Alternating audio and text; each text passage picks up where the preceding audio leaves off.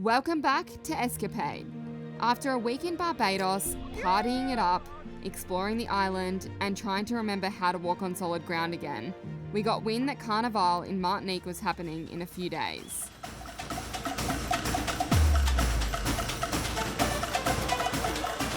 Obviously, we couldn't pass that up. In this week's episode, we take a little detour to St. Lucia on our way to Martinique. Sounds simple, right? Well, buckle up, because it wasn't all smooth sailing. Tune in to see us navigate unexpected mishaps, questionable decisions, and a few "why did I choose to live on a boat again" moments.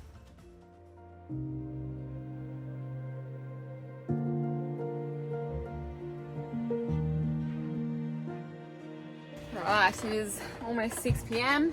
We've been here for just shy of 7 days in Barbados. So we're moving on a little bit sooner than we thought. We're pretty tired.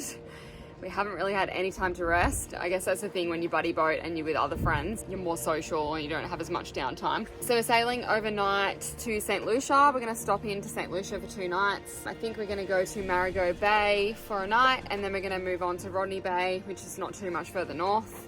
And they've got the local street party that's on every Friday night, and then we'll move on Saturday to Martinique, which is like a half-day sail away.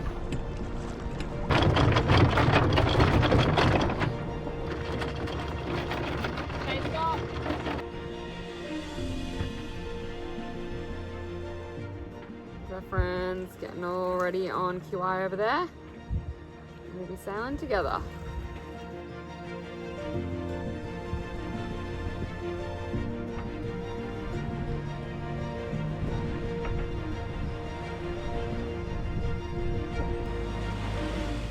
Bye bye Barbados. You were good to us. Hello? It's not working. The what? Autopilot's not working. No way. Really? Uh-oh. Autopilot's not working. So the autopilot's not working, and on our little autopilot computer it says no rudder reference. Correct. So yeah, we're just having a Google. Let's hope we don't have to hand steer all night, I guess. At least it's only overnight. It's not the worst thing in the world. So we've managed to temporarily fix the autopilot, we think. It has cut out a couple of times with a signal on the autopilot controller saying no rudder reference. So if anyone knows anything about that, please let us know. I've checked the wiring, it all seems fine. I've checked the rudder reference thing itself, that's fine. But yeah, we're still having troubles. It seems to glitch when the waves get a bit bigger and we have to hand steer. So if anyone knows, let us know. After sailing for about 13 hours, we have reached the coastline of St. Lucia. We thought we might have to do quite a bit of motoring overnight, but so far what they say about the Caribbean is seeming true. Always at least a soft breeze. We had downwind conditions until reaching this point. And wow, what a view for our first impression of the island. Coming up to Patron, their peaks are UNESCO World Heritage Sites and one of the most recognisable landmarks in the Caribbean.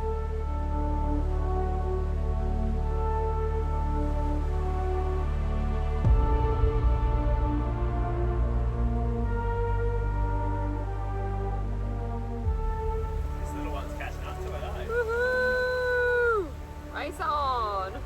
They must be motoring, because they're like going straight past them.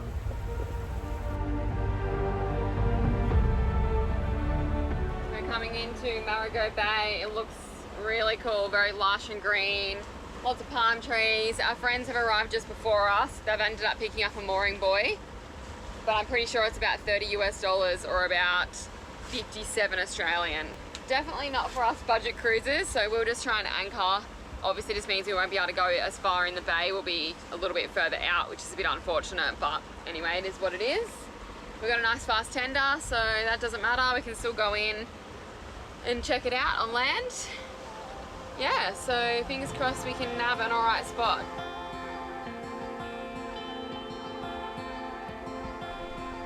Since living on a sailboat and travelling the world, we used to find it really frustrating getting to a new country and having to sort out a new SIM card in each place we visit. I remember one time when we arrived in Greece after our long flight from Australia, having to walk the streets, getting lost with no maps on our phone, and then we finally found the phone store and it was closed. It was so frustrating. We were really tired and it just wasn't really a great start to our trip.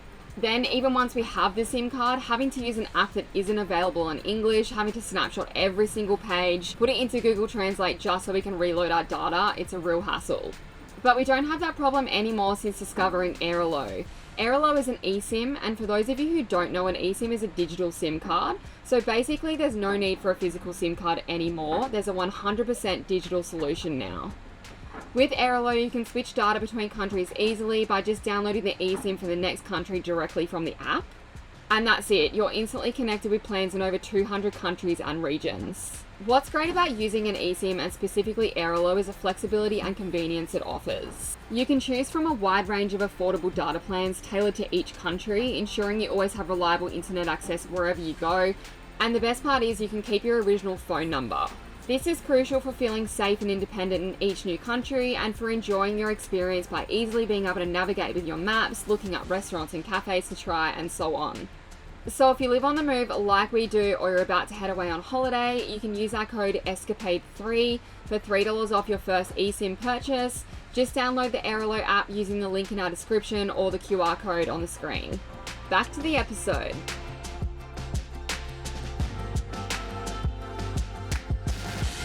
Our friends told us it was happy hour at the bar close to us, and we thought it'd be rude not to.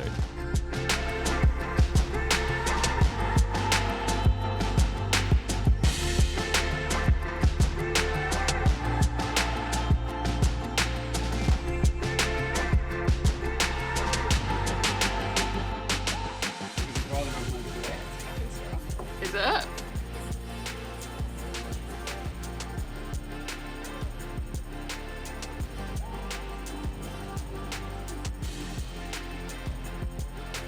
Escapade's just out there.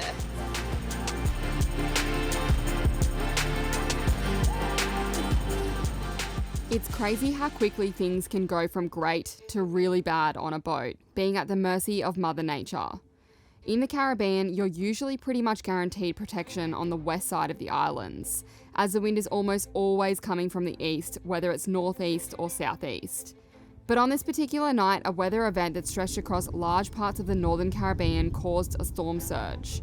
The wind and swell switched almost instantly as a storm came over us and the surrounding islands, and all hell broke loose. Boats were dragged onto beaches and rocks due to the breaking waves hitting areas with reefs. Suddenly, we had surfable waves coming directly into the anchorage and actually had a couple of waves break over the boat. As soon as that happened, we decided pretty quickly the best decision was to lift the anchor and get out of the bay into open water, where we could reassess what to do next. We acted extremely quickly, and I can say wholeheartedly that if we didn't act fast, we probably would have ended up on the reef, as another boat did and was towed off as daylight broke.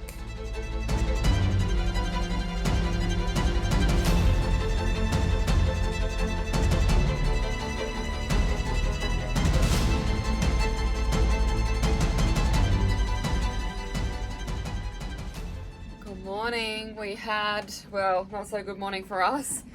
We were woken up at like 3:30 to a wind switch in the bay that we're in, and we're already in a really sketchy spot. I didn't really feel very comfortable there. We were close to other boats, we're in the shallows, there was bombies underneath us. Anyway, the wind switched and completely turned the other way, and then just like boom, these like waves started breaking where we were, because obviously it got really, really shallow after that, and we were just slamming around. Everything went flying inside. Luckily Jason obviously had like a gut feeling and he'd already gone upstairs, so then we just had to rush and leave. So I pulled the anchor up and we just got going. So we spent the last few hours bashing into swell, having strong wind and quite heavy like kind of squalls of rain. And we had no electronics. Our electronics failed, so no autopilots. We're pretty worried because we thought it's not going to be protected in here either, but we've come in and tucked right into the north side of the bay, and we're just getting a little bit of protection from the swell now. So it's still a little kind of rolly, but it's fine. Yeah, we're getting gusts of wind still, and it looks pretty nasty out there, but thank God we're here. Oh yeah, not a nice way to wake up in the morning, and definitely the kind of stuff that just makes me go, oh, why do I live on a boat? But anyway, it hasn't happened for a while. Anyway, today's a new day and we have the famous St. Lucia street party to attend.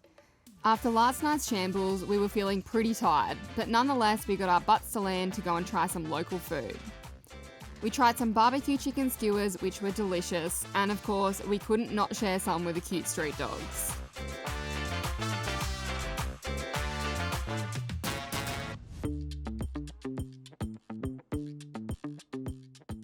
Then we actually tried some grilled barracuda. Certainly not a fish we'd normally choose to try, but it wasn't bad. After that, we called it a night to get some much needed rest, ready to sail to Martinique tomorrow. We're off. We're on our way to Martinique.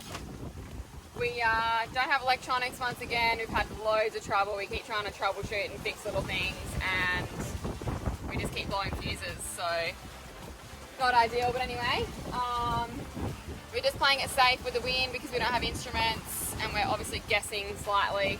So we've got a second reef in the main. We left with a second reef in the head sail, but now we've pulled it all the way out. And champagne sailing, baby. Probably blowing about 15 and 20 on a beam. It's really nice. Yeah, we're just like slicing through the swell.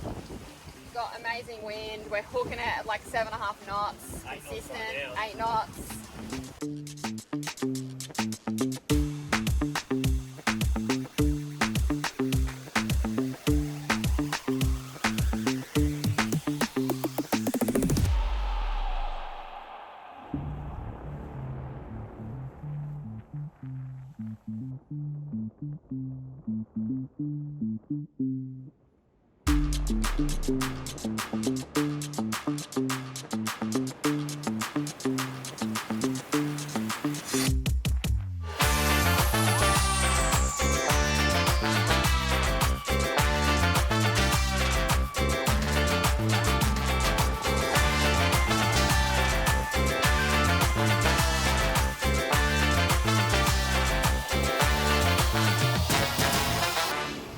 This is so good. This is such an amazing sail so far. It is, hey. It's really beautiful. Perfect angle. Like, if you want to go sailing, you want it on a beam.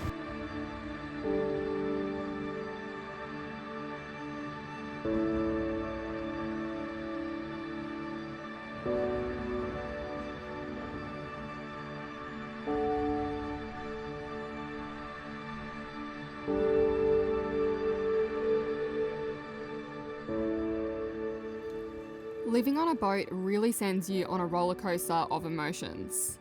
When things are going bad, you really rethink your life decisions to live on a boat. Contrary to how it can look sometimes, watching through the lens of Instagram and YouTube, boat life isn't easy, and the good times are certainly earned.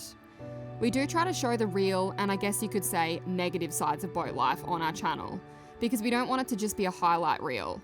Of course, without coming off like we're complaining, which unfortunately some people see it like. All this being said, without the lows, the highs don't feel as good, with just about anything in life. I guess what I'm trying to say is that boat life is a unique and challenging adventure that tests you in ways you never expected. It requires resilience, patience, and a deep love for the sea. Despite the hardships and the moments of doubt, if you do it right, the incredible experiences and the sense of freedom make it all worthwhile. Every sunset over the water, every peaceful night under the stars, and every new place discovered remind us of why we chose this path. It's not for everyone, but for those who embrace both the highs and lows, it's an incredibly rewarding journey. But I could do a long shower and a steak dinner, I'm not gonna lie.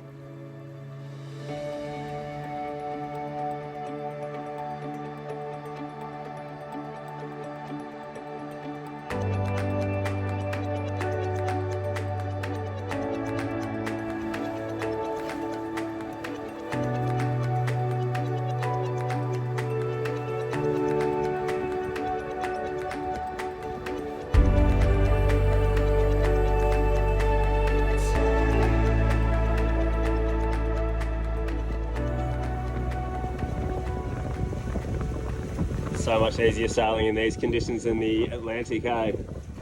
Steering, hand steering. Yeah. Yeah, for sure. I can do most. I think I can do most of them now after that, even though it wasn't that long, but still long enough. Sure.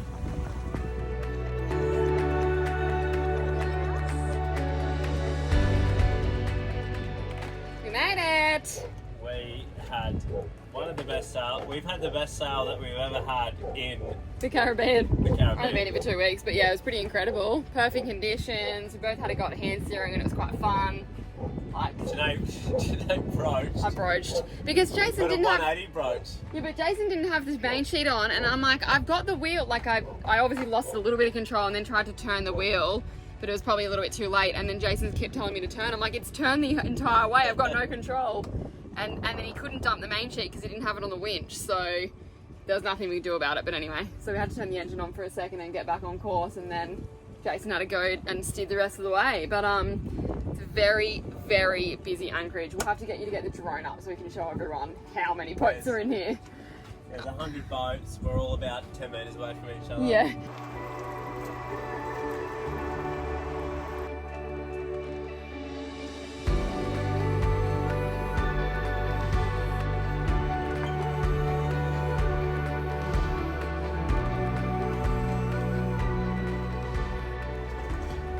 She's to Martinique. She's from your country. Mm. Where did they end? Oh, they ended up over there. Oh, they must have had to anchor again. Boats everywhere. She's busy. Pretty awesome. Oh yeah. Back with Nairu. Got the merch on. Rubbing it. So you Cheers! can buy our merch online. It's we've got a 20% discount going at the moment. Just use code SPORTY. You're gonna have to do that now.